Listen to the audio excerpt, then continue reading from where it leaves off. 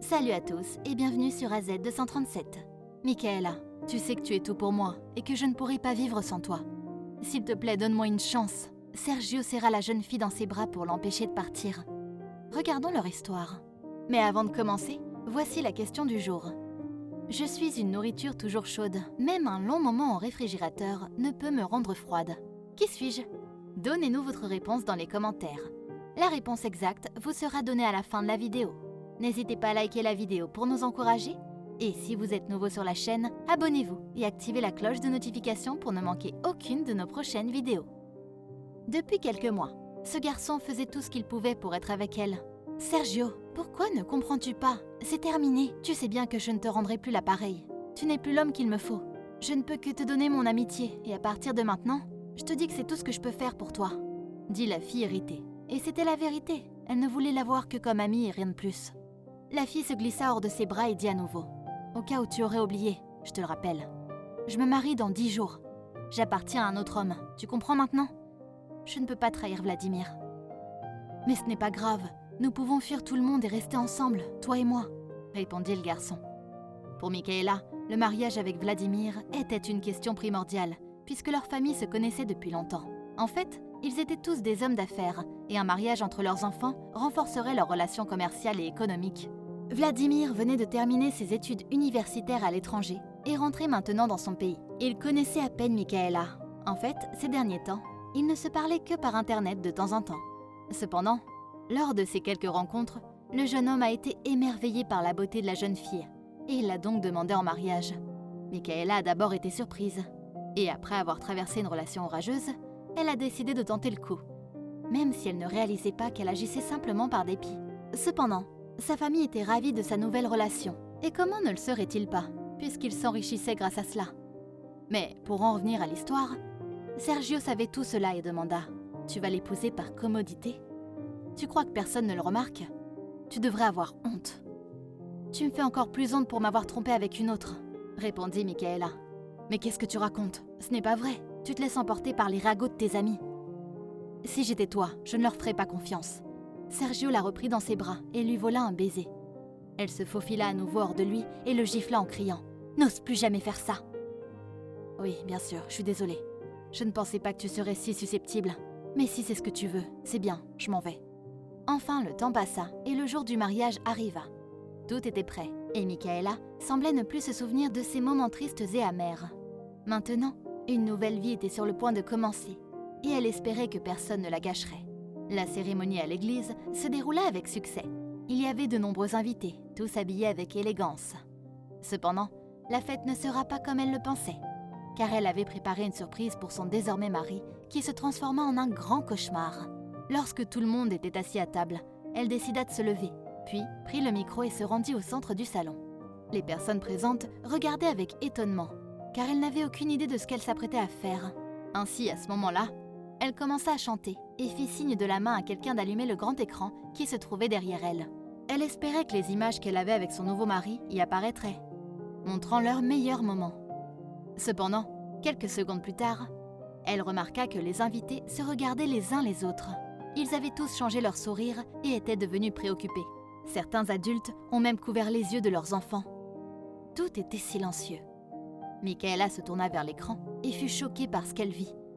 Au lieu de la belle vidéo qu'elle avait préparée, des images d'elle et de son ex à moitié nus sont apparues, étant ivres et incontrôlées. « Mais qui a fait ça? Comment est-ce possible ?» cria-t-elle désespérément. « Éteignez ça tout de suite !»« Eh bien, que se passe-t-il » dit Vladimir avec colère et jalousie. « Comment as-tu pu faire ça devant tout le monde? Maintenant, ils vont se moquer de moi. Je n'aurais jamais été capable de te faire une chose pareille. Tu sais quoi? Je ferais mieux de partir. Tu as gâché le jour le plus précieux de ma vie. » Michaela le regarda s'éloigner. Elle pleurait sans savoir quoi faire. À ce moment-là, elle s'approcha de son père et on aurait pu penser qu'il viendrait la réconforter. Mais non. « Mais qu'est-ce que tu viens de faire? Est-ce que c'est ce que je t'ai appris? Tu me fais honte et tu ferais mieux de ne pas te montrer à la maison. » À ce moment-là, sa mère a voulu intervenir, mais elle s'est contentée de se taire. Ils lui ont rapidement tourné le dos. Les invités ont commencé à partir et quelques amis ont essayé de la réconforter. Mais elle a finalement été laissée seule. La jeune femme a quitté l'établissement et a décidé de se rendre chez une amie très chère qui n'avait pu assister au mariage, car selon elle, elle était très malade. Elle voulait simplement être avec quelqu'un et peut-être obtenir des conseils. Alors elle marcha quelques heures jusqu'à l'autre côté de la ville. Quand elle arriva, elle frappa à la porte, mais personne ne sortit.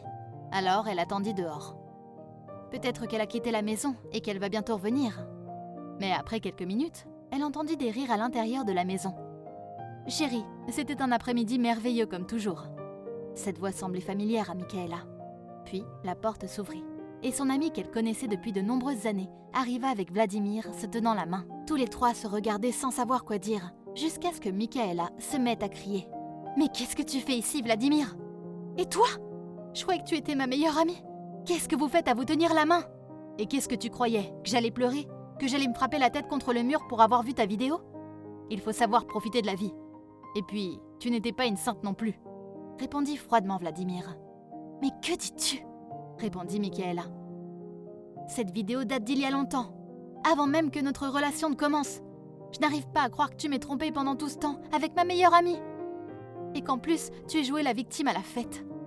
Tu es un traître cynique. »« Remets-toi, femme, » répondit l'homme en riant. « Je pense que c'était une erreur de venir ici, » dit Michaela en pleurant. Alors, elle erra dans la rue et s'assit sur le banc d'un parc. Elle resta là jusqu'à la tombée de la nuit, quand soudain, une vieille femme s'approcha d'elle. « Mon enfant, que fais-tu ici? Il va pleuvoir très fort, un orage va se déclencher, tu vas être trempé. Allez, lève-toi, tu vas attraper froid. Pourquoi ne vas-tu pas dans ta maison ?» demanda la vieille femme. « Je ne peux pas y aller, il n'y a plus personne, » répondit la jeune femme. « Si tu veux, tu peux prendre le thé chez moi, je vis tout près d'ici. »« Merci, madame, mais je suis bien comme ça. » Cependant, la vieille femme insista. Chez la vieille dame, Michaela reçut une tasse de thé chaud. Quand soudain, la vieille dame lui demanda « Comment se fait-il que tu ne te préoccupes plus de rien ?» La jeune fille lui raconta brièvement tout ce qui s'était passé, tandis que la femme l'écoutait attentivement. « Mon enfant, tu es encore très jeune. Les choses arrivent à cause de quelque chose. Si cela n'est pas arrivé, tu n'aurais jamais su qu'il te trompait. » À ce moment, un jeune homme en fauteuil roulant s'approcha, interrompant les femmes. C'était le petit-fils de la vieille femme. « Avons-nous une visite, grand-mère ?»« Oh oui, cher petit-fils, elle s'appelle Michaela. » Après une petite conversation, la jeune fille voulait partir, mais il se faisait très tard, et c'était dangereux dehors. Alors, la vieille femme lui demanda de rester chez elle. Le lendemain, elle s'attendait à ce que Michaela lui dise au revoir, mais elle lui répondit qu'elle n'avait nulle part où aller. La dame se sentit désolée, et sachant ce qui s'était passé, elle décida de l'aider en lui proposant de rester chez elle jusqu'à ce qu'elle trouve un endroit sûr. Bientôt, elle et Emilio, le petit-fils de la vieille dame, allaient apprendre à se connaître davantage. Il lui raconta pourquoi il était en fauteuil roulant. Il s'avérait qu'il avait eu un accident de voiture avant d'arriver à son mariage. Au début, il a beaucoup souffert. La petite amie qu'il aimait l'avait quitté. Ses parents étaient morts quand il était petit, mais il avait décidé de ne pas plonger davantage dans la tristesse. Ainsi, sa joie lui est revenue. Cela fit prendre conscience à Michaela qu'elle n'était pas la seule personne à traverser des situations difficiles dans la vie. Peu de temps après, elle trouva un emploi dans un café, car elle ne pouvait pas rester sans rien faire. La pension de la vieille dame et de son petit-fils ne suffisait pas. Elle travaillait pour la première fois de sa vie et elle aurait pu obtenir un meilleur emploi, mais cela signifiait qu'elle devait retourner chez elle pour rassembler tous ses documents, ce qu'elle s'interdisait de faire. Elle avait simplement sa carte d'identité. Tout allait bien jusqu'au jour où quelqu'un d'inattendu se présenta à son travail. C'était Sergio, son ex. Il s'approcha d'elle. « Oh, mais comme tu as changé ?» dit-il surpris. « Sergio, que fais-tu ici ?» demanda-t-elle. « Je suis juste venue prendre un café avec ma copine. Elle est d'ailleurs assise là. » « Mais est-ce que tu travailles dans cet endroit? Tu ne devais pas te marier et avoir une vie glamour. Tes parents t'autorisent-ils à être ici? Quelle horreur! Sache que je suis toujours la même. Je n'ai jamais dit que j'aurais une vie de luxe. Ah, et aussi, ne fais pas l'idiot, car c'est à cause de toi que je suis dans cette situation. Je sais que c'est toi qui as mis la vidéo au mariage, mais j'ai dépassé ça. » Au lieu de répondre, le garçon se contenta de baisser le regard. « Au fait, dit-elle, si tu as fait ça pour me séparer de Vladimir, pourquoi as-tu disparu ensuite ? C'est sûr que depuis que ma famille m'a mise à la porte et que je me suis retrouvée sans rien, ton intérêt pour moi s'est émoussé, non ?» Il répondit simplement « Tu sais quoi? Je veux pas en parler, je m'en vais. » Michaela le regarda s'éloigner d'elle, et elle pensa à la façon dont la vérité faisait place peu à peu. Enfin, ces mauvaises personnes qui l'entouraient montraient leur vrai visage. Un jour, alors qu'elle lavait les tasses, elle entendit qu'une cliente se plaignait de ne pas avoir reçu ce qu'elle avait demandé, et que le gérant avait même décidé de renvoyer la serveuse sur le champ. En réalisant cela, Michaela décida de sortir pour voir qui faisait cette réclamation, et c'est ainsi qu'elle vit son ex-ami, qui l'avait également reconnue. Eh bien, qu'est-ce que tu fais ici avec ces gants et ces vêtements? Tu travailles à laver des tasses maintenant? Tu es tombée bien bas, Michaela. Enragée, Michaela prit le plateau avec les affaires sales et les jeta sur son amie traîtresse. 2 heures plus tard, Michaela se trouvait dans la maison d'Emilio, avec qui elle nouait déjà une nouvelle relation, et elle lui raconta ce qui s'était passé. En plus de cela, elle avait été licenciée et n'avait pas reçu de rémunération. Après une semaine, elle trouva un nouvel emploi de femme de ménage dans un bon quartier, où elle était même un peu mieux payée. Quelques jours plus tard, quelqu'un frappa à sa porte. Lorsqu'elle l'ouvrit, elle vit ses parents debout devant elle. En fait, ils la cherchaient depuis longtemps, jusqu'à ce qu'un ami de la famille la reconnaisse alors qu'elle se rendait au travail et en informa ses parents. Heureusement, ils ont réussi à la localiser. Ils se sont excusés auprès d'elle et lui ont demandé de rentrer à la maison. Cependant, Michaela leur a dit qu'elle était sur le point de se marier et que grâce au soutien de la vieille femme et d'Emilio, elle avait réussi à s'en sortir.